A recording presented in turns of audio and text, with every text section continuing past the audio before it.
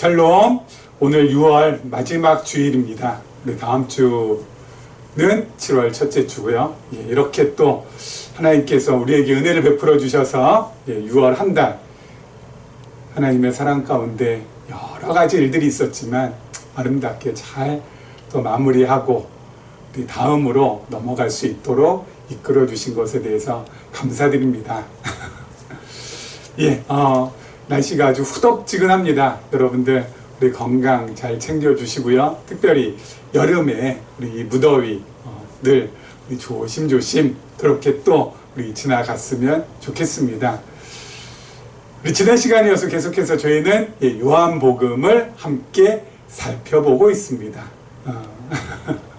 벌써 요한복음 20번째 시간이 아닌가 싶습니다. 아무튼 하나님께서 은혜를 베풀어 주시는 대로 끝까지 한번 나아가 보도록 하겠습니다.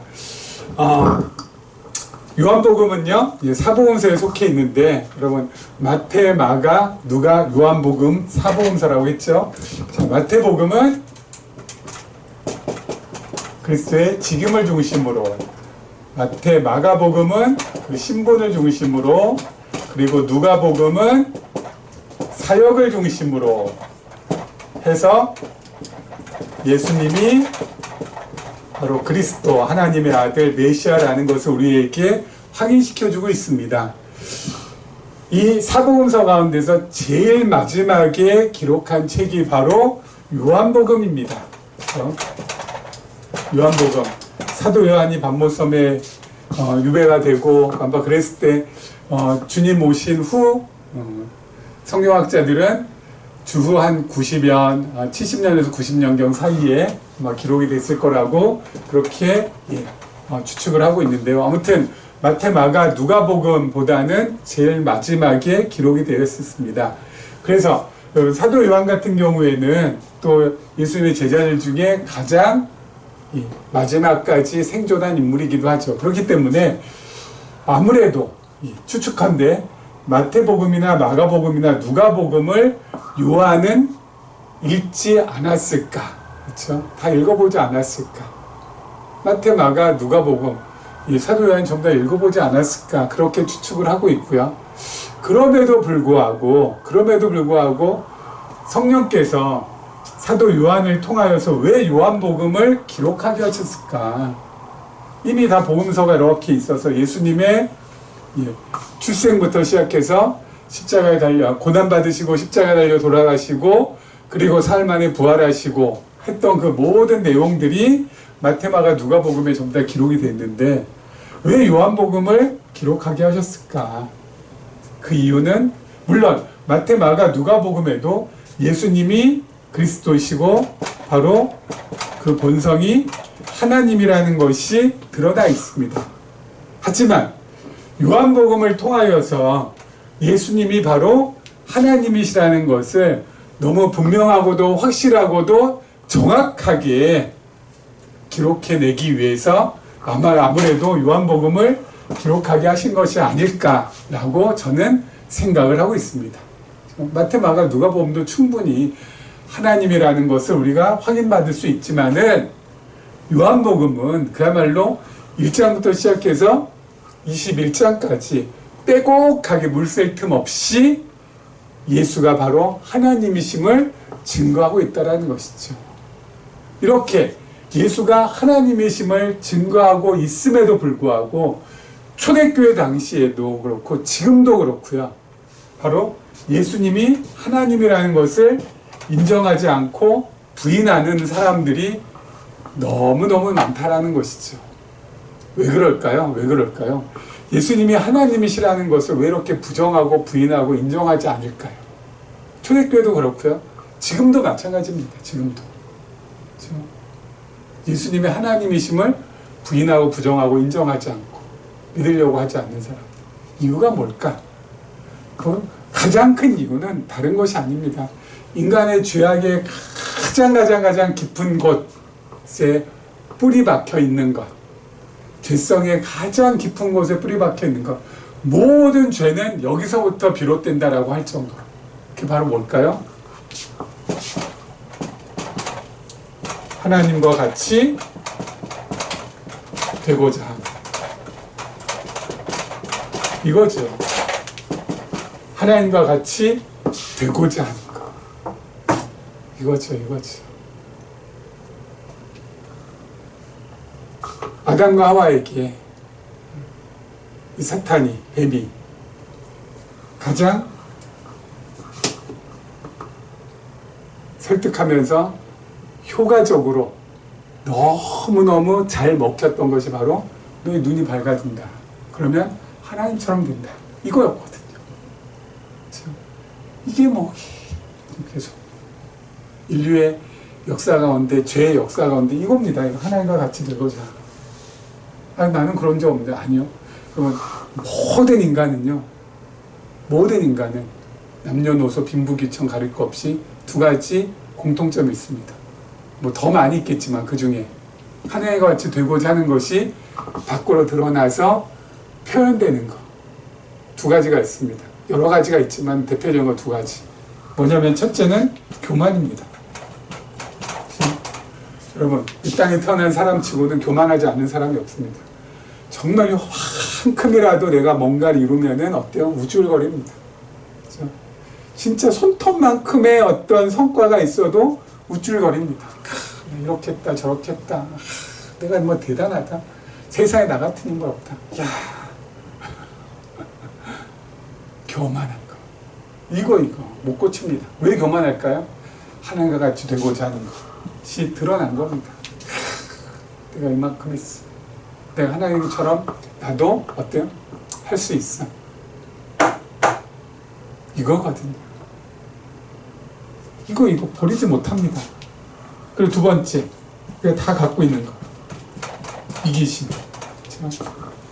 내 욕심을 채우기 위해서라면, 내 유익을 채우기 위해서라면 수단과 방법 전부 다 가리지 않습니다. 그렇죠? 내 욕심 채우기 위해서라면 가족이라도 팔아먹을 수 있는 것이 바로 인간이고요. 내 욕심 채우기 위해서는 그러면은 나 자신마저 어때요? 속일 수 있는 것이 바로 인간입니다.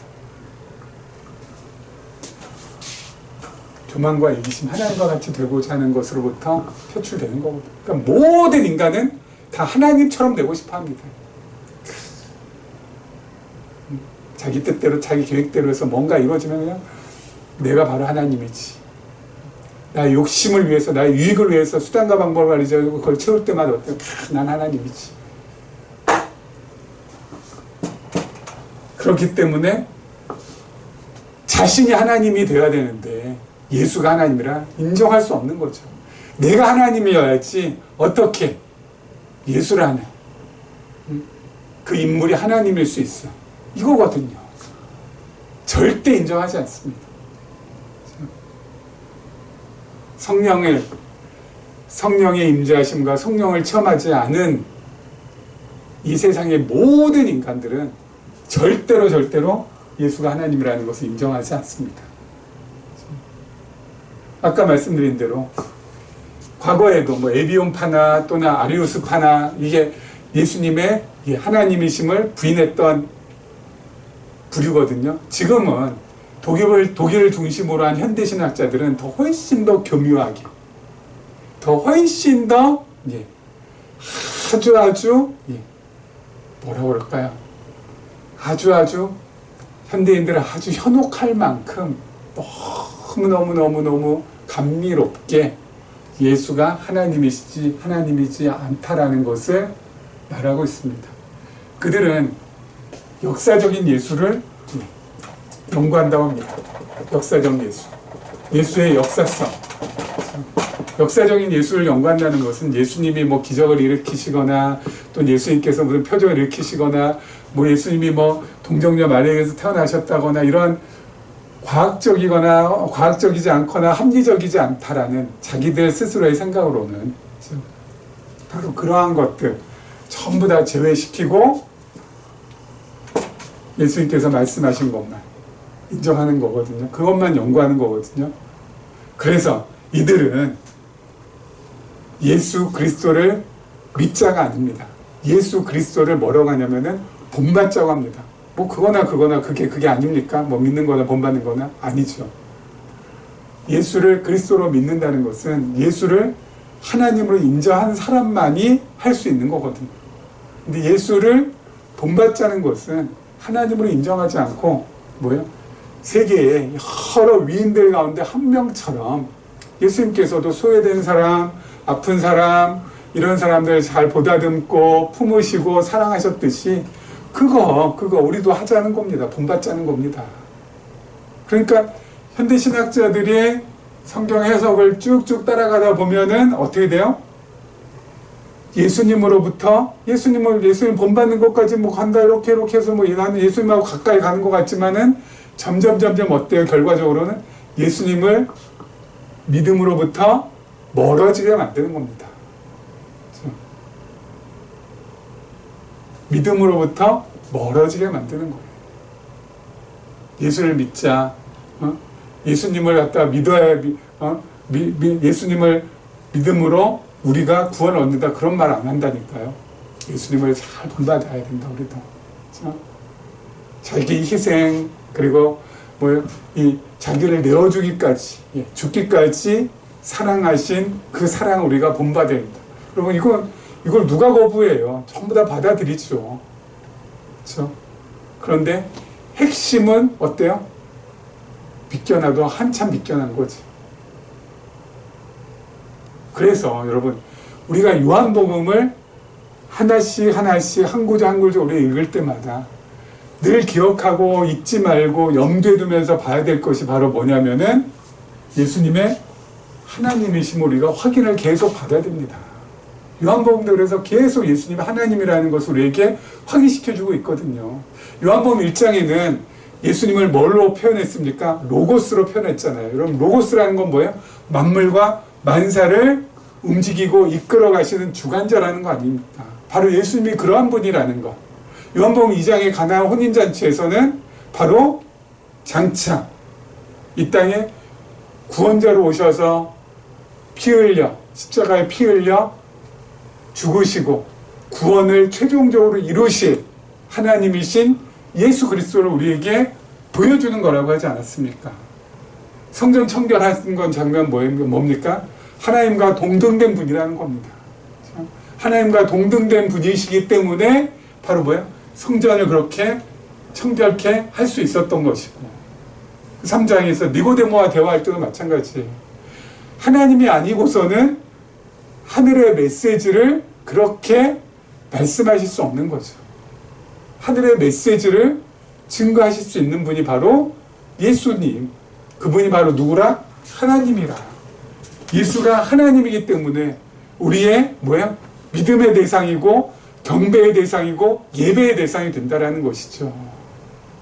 이게 계속 우리가 확인받아야 돼요. 그러니까 늘 말씀드리잖아요. 무조건 믿자, 덮어놓고 믿자, 그냥 믿자, 야 몰라도 믿자. 그게 아니라니까요. 복음서 말씀, 특히 요한복음서를 갖다가 찬찬히 살펴가면 계시적인 관점에서 예수가 바로 하나님이시네. 예수가 진짜 그리스도시네. 예수가 진짜 메시아시네. 예수가 진짜 전능하신 하나님이시네. 야, 그렇다면 우리가 예수를 믿는다는 것은 이것은 당연한 것이고 이것은 진짜 납득할 수 있는 것이네. 그러면서 어때요? 받아들이면서 자꾸 어때요? 예수를 알아가고 믿어가고 그리고 나서 따라가고 그렇게 돼야죠. 자, 우리 지난 시간이어서 오늘 요한복음 3장 31절 말씀 보도록 하겠습니다. 계속해서 우리 세례 요한이 예수님에 대해서 증거한 내용입니다. 지난주에 이어서요. 31절입니다. 위로부터 오시는 이는 만물 위에 계시고 땅에서 난 이는 땅에 속하여 땅에 속한 것을 말하느니라. 하늘로부터 오시는 이는 만물 위에 계시나니. 자, 세례 요한이요. 31절에 위로부터 오시는 이 그리고 하늘로부터 오시는 이라고 합니다. 위로부터 오시고 하늘로부터 오셨다는 건 뭐예요? 위 하늘 무엇을 가리킵니까? 영원한 나라, 영원한 하나님 나라에서 오신 분, 바로 누구라는 거예요? 예수님이시고 영원한 나라, 영원한 하나님의 나라에서 오신 이가 바로 누구라는 겁니까? 하나님이라는 겁니다. 그러니까 계속 요한복음에서는 예수님이 하나님이시라는 것을 이렇게 밝혀내고 있어요. 하늘로부터 오시니 위로부터 오시니 바로 하나님이시지 않냐. 바로 근데 그분이 예수님이시지 않냐. 하나님이 곧 예수님이시다. 예수님이 곧 하나님이시다. 이게 진짜 중요한 포인트거든요. 아까도 말씀드린 대로 그래야 우리가 예수님을 믿음의 대상, 예배의 대상, 경배의 대상으로 받아들일 수 있는 것이고, 그리고 또 다른 중요한 포인트는 뭐예요? 예수님이 하나님이셔야지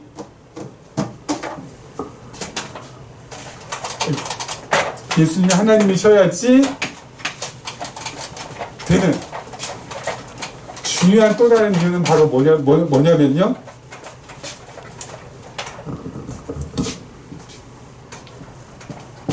구약에 하나님께서 약속하시고 예언하셨거든요. 무엇을요? 그리스도를, 메시아를. 그런데 이 그리스도 메시아는 누구라? 하나님이라. 그런데 예수님이 이 땅에 오셔서, 예수님께서 이 땅에 오셨잖아요. 근데 그 예수가 바로 누구라? 그리스도라. 그리고 메시아라. 그리고 뭐예요? 하나님이라. 이게 돼야 예수님이 우리가 믿고 따르고 신뢰할 수 있는 구약에 예언하고 약속한 메시아, 그리스도가 되시는 거거든요. 그렇죠? 그렇기 때문에 여러분, 예수님이 하나님이시라는 것이 구약의 예언, 구약의 약속의 성취로서 너무너무 우리에겐 중요한 것이죠. 우리가 예수님의 얼굴을 봤습니까? 예수님의 걸음걸이를 우리가 확인받을 수 있습니까? 예수님께서 예수님의 어떤 취향을 알 수 있습니까? 예수님을 만져나 봤습니까? 예? 2000년 전에 오신 분이신데 전혀 모르잖아요. 예? 근데 모르고 믿을 수 있는, 모르면서 믿을 수 있다라는 것은 이건 있을 수 없는 일이잖아요. 그렇죠? 아니, 있어야지 믿지. 어떻게 모르고 믿어, 모르고. 근데 그 모르는 그 부분을 복음서를 통하여서 어때요? 메꿔주고 있다니까요. 얼굴 본 적도 없지, 걸음걸이도 모르지, 행색이 어떤지도 모르지, 응? 무슨 색깔 좋아하는지도 모르지, 무조건 믿어. 그게 아니라, 참, 구약이 이렇게 약속했거든, 하나님께서. 근데 약속한 대로 예수라는 분이 오셨거든. 근데 그 예수님이 구약의 약속에 보니까 하나님으로 돼 있거든. 근데 진짜 예수님이 오셔서 하시는 그 모든 것을 볼 때 하나님이 맞거든. 야, 그렇다면은 예수를 우리가 믿지 않을 이유가 없잖냐. 이거예요, 이거. 이렇게 접근해 들어가야죠. 그렇죠? 무조건 믿고, 믿어야지, 천당 가고 믿어야지, 복 받고 믿어야지, 병 낫고, 그래서 그냥 무조건 덮어놓고 아무렇게나 안 된다고요, 안 된다고요.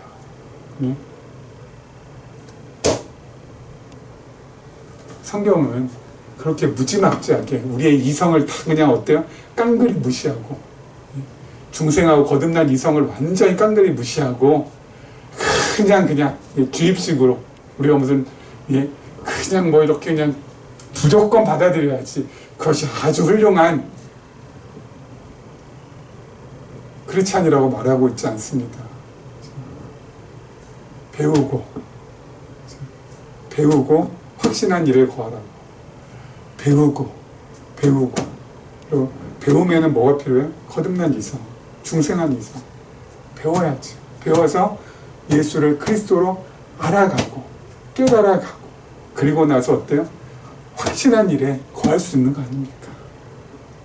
그래야 확신한 일에 거할 수 있는 거 아닙니까? 확신을 가지고 살아갈 수 있는 거 아닙니까?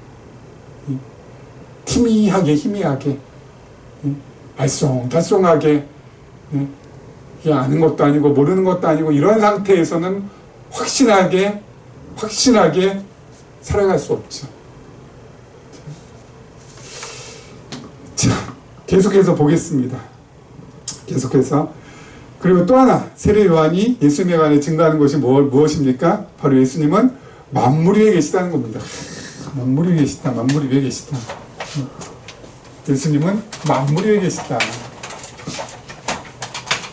바로 만물 위에 계신 분이 예수님이시다라는 것이죠. 만물 위에 계신 분이 바로 누구라고요? 예수 그리스도. 예수 그리스도가 만물 위에 계시거든요. 그럼 만물 위에 예수 그리스도가 계시다는 건 뭡니까? 이 모든 만물을 예수님께서 다스리시고 지배하시고 통치하시고 이끌어 가시는 주인이라는 것이잖아요. 만물 위에 계시잖아요. 만물 위에 계시잖아요. 그렇죠? 예수님이 바로 그러한 분이라는 거. 근데 여기서 또 한 가지 중요한 거 있습니다. 바로 뭐냐면 예수님이 여기 있고 우리 만물이 있으면 그럼 우리는 어디 있을까? 어디? 우리 어디 있을까요? 우리 여기 있을까요? 아니요. 여기 있어요. 여기. 우리는 예수 그리스도의 뭐예요? 몸, 지체. 여기가 우리잖아. 그럼 우리도 뭐예요? 만물 위에 있는 거예요. 우리가 진짜 엄청나고 대단한 존재 아닙니까? 예수님하고 뗄래야 뗄 수 없는. 예수님 만물 위에 계시면 우리도 어때요? 함께 만물 위에 있는 겁니다. 그렇죠? 함께 만물 위에 있는 거예요. 예수님께서 다스리시는 대로 이 모든 우주, 이 온 만사와 만물이 움직여가는데 우리도 예수님과 한 몸이 되었어요. 함께 그렇게 같이 가는 거예요. 우리 머리 대신 예수 그리스도, 만물 위에 계신 예수 그리스도. 여러분 지금 새 정부 들어갔잖아요. 네, 새 정부 지금 시작이 됐는데 지금 용산 대통령실에 내가 가장 친한 친구가 이번에 비서실에 들어갔다. 대통령실에. 그 친구한테 덕볼 건 없지만은 그래도 어때요? 마음이 든든합니다. 그렇지 않아요?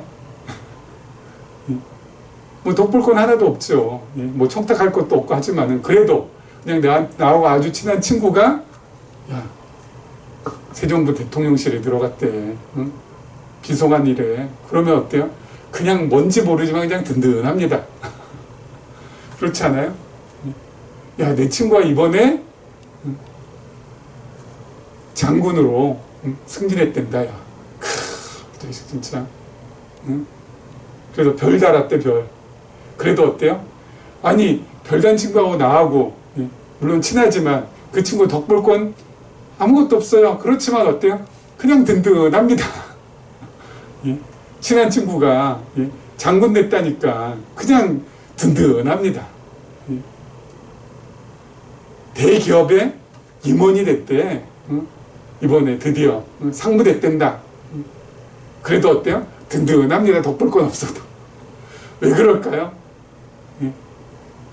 나하고 막역하게 지내는 사람이 그래도 높은 자리에 있으면 그냥 뭔지 모를 든든함이 있는 거거든요. 그렇지 않습니까, 여러분?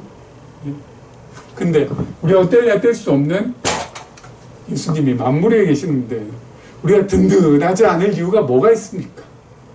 그렇죠? 든든하지 않을 이유가 뭐가 있어요? 든든하죠. 만물 위에 나하고 뗄래야 뗄 수 없는 그렇죠? 나를 사랑한다 하시고 나를 위해서라면 자신의 목숨조차도 어때요? 기꺼이 내어주시 그 예수님이 만물 위에 계시다. 모든 만물을 다스리고 계시다. 든든하지 않습니까? 여러분 든든한 마음으로 가슴 활짝 펴고 살아가면 되는 겁니다.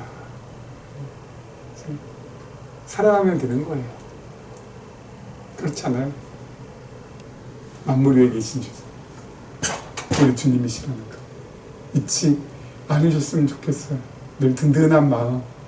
그래 내가 지금 무슨 일 지금 잘 안 되고 계획한 일 잘 안 되고 꼬이고 그래서 조금 힘든 상황 속에 있지만은 주님 만물 위에 계시잖아.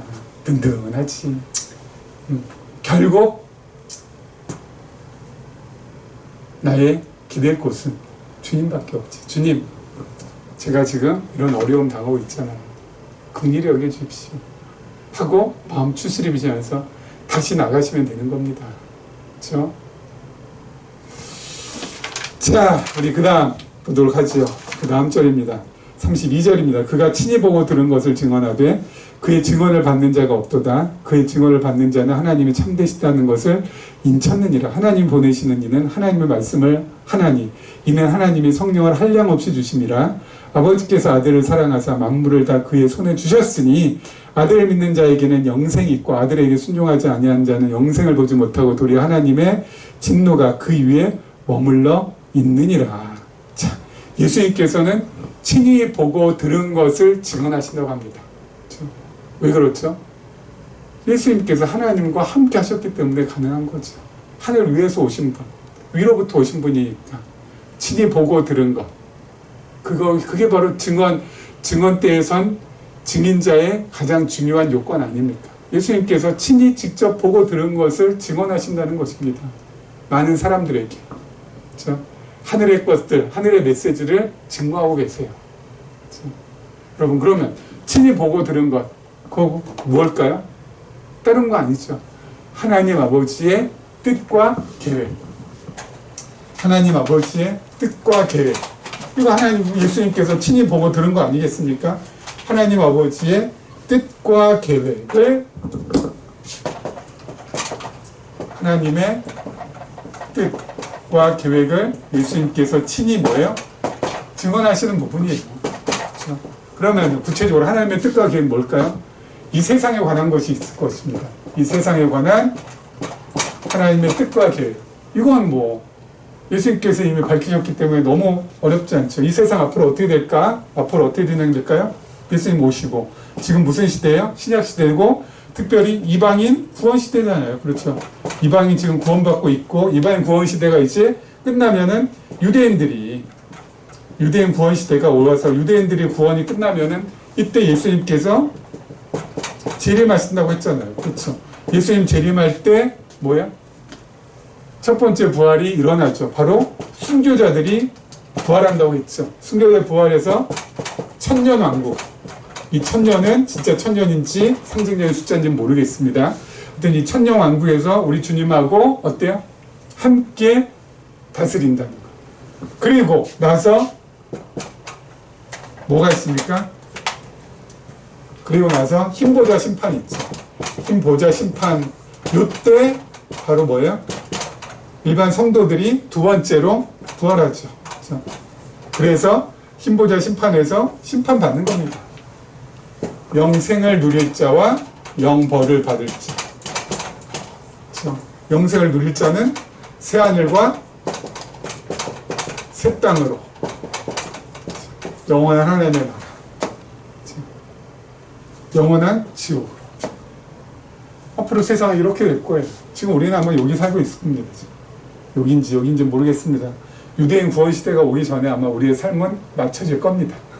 그러니까 이 뒤에 이때쯤 돼서 아마겟돈 전쟁도 있을 거고 이때 곡과 마곡과의 전쟁도 있을 텐데 그런 거 우리는 거의 볼 일이 없을 겁니다.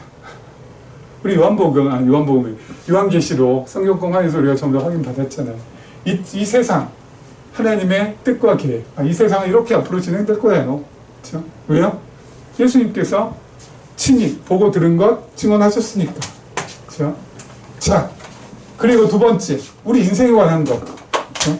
우리 인생에 관한 하나님의 뜻과 계획이 있을 겁니다. 우리 인생으로 앞으로 어떻게 펼쳐질까요? 이것도 우리 인생에 관한 거. 우리 인생, 여러분과 저의 인생 이렇게 진행됩니다. 그렇죠?